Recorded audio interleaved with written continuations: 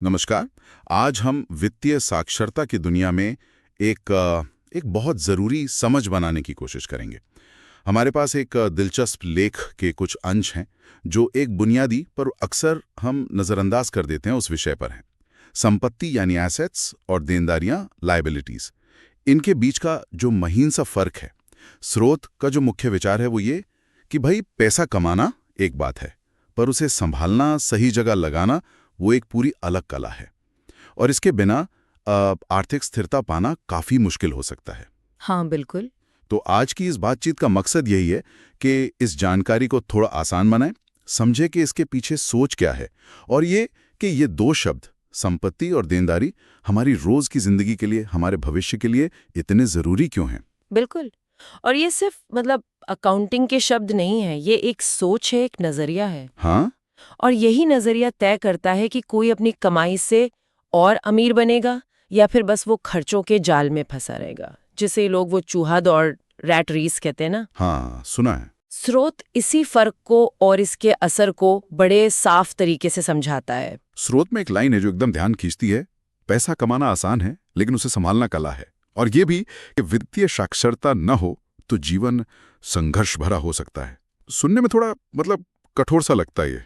क्या वाकई ऐसा है? देखिए, आसान शायद यहाँ थोड़ा सापेक्षिक शब्द है, पर जो मूल भावना है वो ये कि बहुत से लोग कमा तो अच्छा लेते हैं, पर फिर भी पैसों को लेकर परेशान रहते हैं। हाँ, ये तो दिखता है। क्यों? क्योंकि वो पैसे को संभालना, उसे मैनेज करना नहीं जानते। देखिए, वित्तीय साक्षरता का मतलब सिर्फ बजट बनाना या बचाना भर नहीं है। अच्छा। इसका गहरा मतलब है ये समझना कि पैसा काम कैसे करता है और फिर उसे अपने लिए कैसे काम पे लगाया जाए।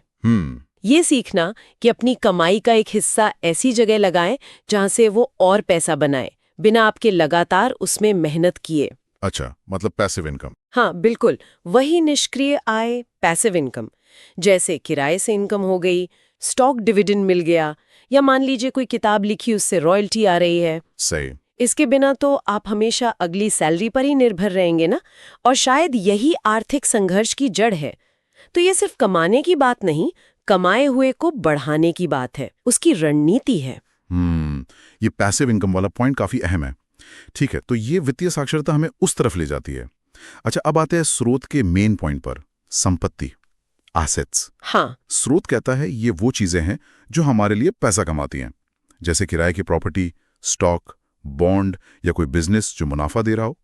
इसे थोड़ा और खोलें, जैसे और क्या उदाहरण हो सकते हैं? हाँ, देखिए, संपत्ति की सीधी पहचान है क्या ये चीज आपकी जेब में पैसा डाल रही है, बस इतना सा सवाल है। अच्छा। अगर जवाब हाँ है तो वो संपत्ति है। स्रोत के उदाहरण तो खैर क्लासिक हैं ही, जैसे रियल एस्टेट।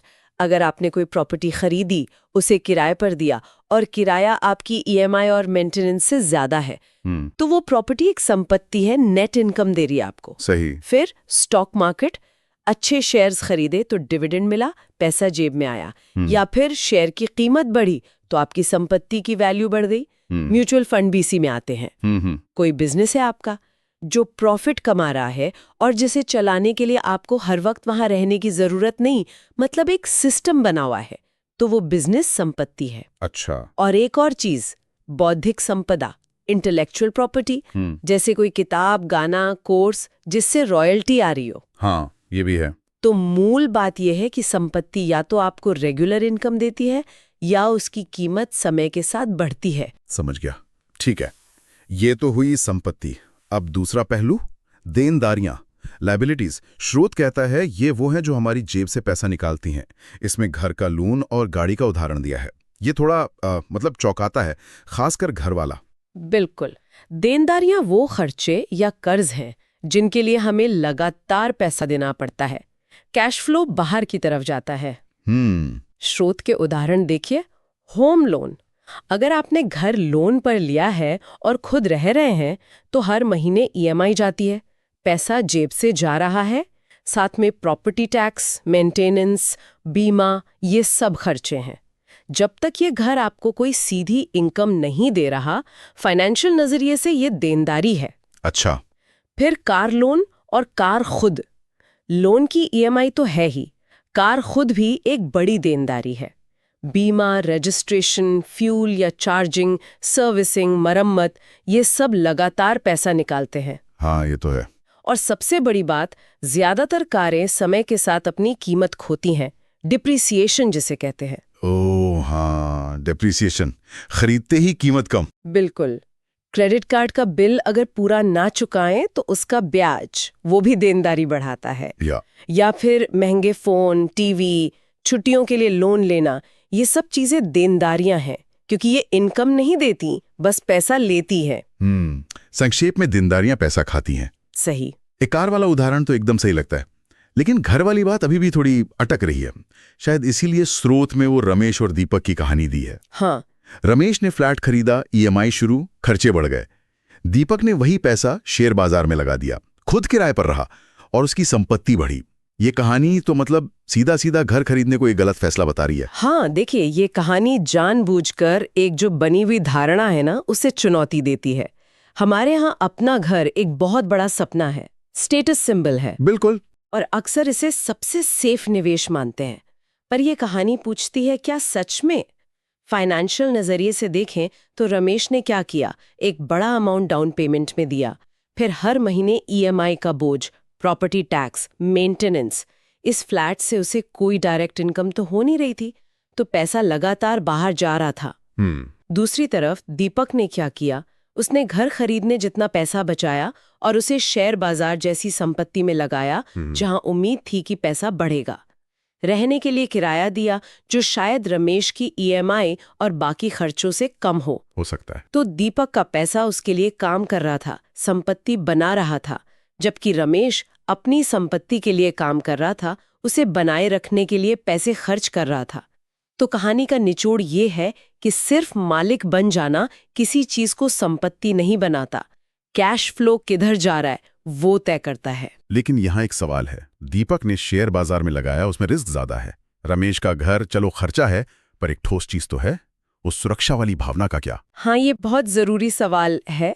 और यहीं पर पर्सनल फाइनेंस सिर्फ गणित नहीं रहता, इसमें भावनाएं और आपकी रिस्क लेने की क्षमता भी आ जाती है। सही कहा। हाँ, शेयर बाजार में शॉर्ट टर्म में उतार चढ़ाव होता है, रिस्क ज्यादा लग सकता है। रमेश के पास एक फिजिकल संपत्ति है, उसे सुरक्षा का एहसास ज्यादा हो सकता है। लेकिन हमें दो चीजें देखनी होंगी। क्या? एक, लंबी अवधि का नजरिया। इतिहास देखें तो इक्विटी ने लंबे समय में रियल एस्टेट या सिर्फ बचत से ज्यादा रिटर्न दिया है। ये गारंटी नहीं है, पर संभावना है। अगर दीपक ने समझदारी से डाइवर्सिफाई करके निवेश किया तो लॉन्ग टर्म में उसकी संपत्ति रमेश से कहीं ज्यादा बढ़ सकती है। और दूसरी बात, कैश फ्लो का दबाव। रमेश पर हर महीने ईएमआई और घर के खर्चों का एक फिक्स्ड प्रेशर है। अगर नौकरी गई या इनकम कम हुई तो ये दबाव बहुत भारी पड़ सकता है। हाँ, ये बात तो है। या निवेश का कुछ हिस्सा निकाल सकता है, हालांकि वो ठीक नहीं। तो सुरक्षा की भावना जरूरी है, लेकिन फाइनेंशियल सुरक्षा तब ज्यादा मजबूत होती है जब आपके पास इनकम देने वाली संपत्तियां हों, न कि सिर्फ खर्चे बढ़ाने वाली देनदारियां। रमेश की सुरक्षा उसके घर से ज्यादा उसकी नौकरी पर टिकी है। ये सोचने का एक बिल्कुल अलग तरीका है। तो मतलब ये कि घर खरीदना हमेशा गलत नहीं है, पर हमें उसे सिर्फ इमोशनल नहीं, फाइनेंशियल नजरिए से भी देखना होगा।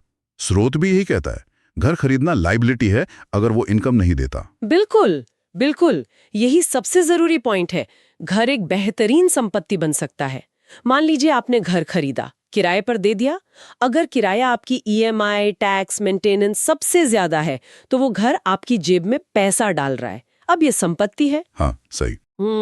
या मान लीजिए आपने ऐसी जगह घर लिया जहां डेवलपमेंट की बहुत उम्मीद है, कीमतें तेजी से बढ़ रही हैं, आप खुद रह रहे हैं, डायरेक्ट इनकम नहीं है, पर उसकी कीमत में बढ़ोतरी यानी कैपिटल अप्रिसिएशन आपकी संपत्ति बढ़ा रही है। हालांकि ये मुनाफा बेचने पर ही मिलेगा।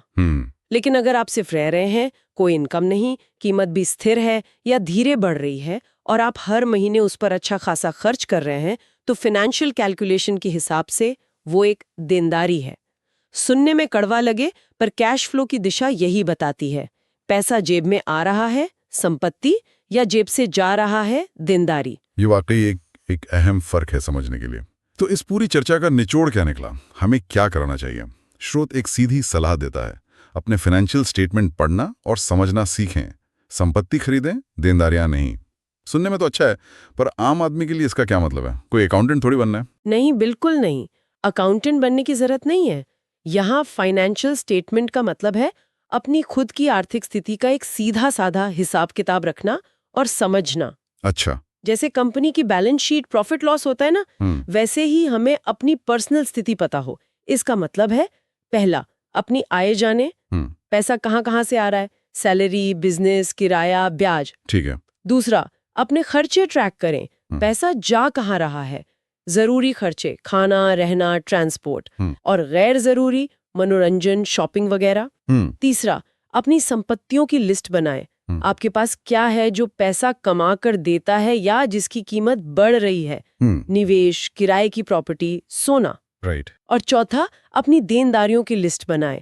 आप पर क्या कर्ज है या जिम्मेदारियां जिनके लिए पैसा देना पड़ता है, home loan, car loan, credit card का बकाया। समझ गया। जब आप ये 4 चीजें साफ साफ देख पाते हैं, तभी आप समझ सकते हैं कि आपकी असली फाइनेंशियल हेल्थ कैसी है, और तभी आप सोच समझकर फैसला ले सकते हैं।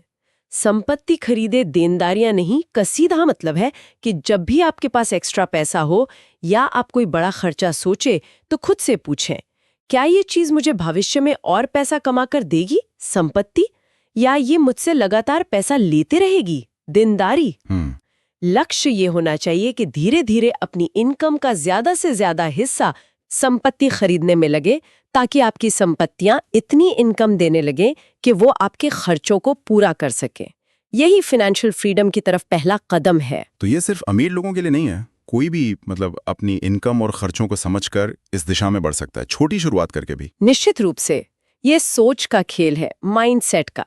आप 500 रुपए महीने की SIP से म्यूचुअल फंड में निवेश शुरू करते हैं, आप संपत्ति बना रहे हैं। हाँ। आप कोई ऑनलाइन स्किल सीखकर पार्ट टाइम काम से एक्स्ट्रा कमाते हैं, आप अपनी कमाई की क्षमता रूपी संपत्ति बना रहे हैं। सही। वहीं दूसरी तरफ अगर आप हर साल नया फोन लेने के लिए EMI बढ़ाते जाते हैं, तो आप देनदारी जमा कर रहे हैं। चुनाव आपका है। बहुत बढ़िया। तो संक्षेप में आज हमने स्रोत के जरिए फाइनेंशियल लिटरेसी का एक बहुत जरूरी पहलू समझा। संपत्ति वो जो पैसा लाए, देनदारी वो जो पैसा ले जाए। हाँ। रमेश और दीपक की कहानी ने सोचने पर मजबूर किया कि जिसे हम उपलब्धि समझ रहे हैं, कहीं वो फाइनेंशियल बोझ तो नहीं, और घर जैसी चीज भी संपत्ति या देनदारी दोनों हो सकती है। ये उसकी कैश फ्लो पर निर्भर करता है। बिल्कुल। और मुख्य संदेश यही है कि हमें अपनी खरीदारी और निवेश के फैसलों को लेकर ज्यादा जागरूक, ज्यादा सचेत होने की जरूरत है। हर बड़े खर्च से पहले खुद से पूछें, क्या ये मुझे अमीर बना रहा है या सिर्फ अमीर दिखा रहा है? क्या ये मेरी संपत्ति बढ़ाएगा या देनदारी? अपने पैसे का हिसाब रखना, उसे समझना और उसे सोच समझकर ऐसी जगह लगाना जहां वो आपके लिए और पैसा कमाए, यही फाइनेंशियल समझदारी का सार है। और जाते जाते श्रोताओं के लिए एक विचार छोड़ जाते हैं। हमने बड़ी संपत्तियों और देनदारियों की बात की, लेकिन जरा अपनी रोज की छोटी छोटी आदतों और खर्चों को देखिए। क्या कोई ऐसी ऐप सब्सक्रिप्शन है जिसका इस्तेमाल नहीं करते? क्या बाहर कॉफी पीने की आदत महीने में ठीक-ठाक रकम ले जाती है? क्या ऐसी छोटी देनदारियों को पहचान कर उन्हें कम करके उस पैसे को किसी बहुत छोटी संपत्ति में, जैसे किसी अच्छे स्टॉक का एक शेयर हर महीने खरीदना या कोई स्किल कोर्स में लगाना, क्या इसमें बदलने की शुरुआत की जा सकती है? सोचिएगा जरूर, क्योंकि बड़ी वित्तीय आजादी अक्सर छोटी सही आदतों से ही शुरू होती है।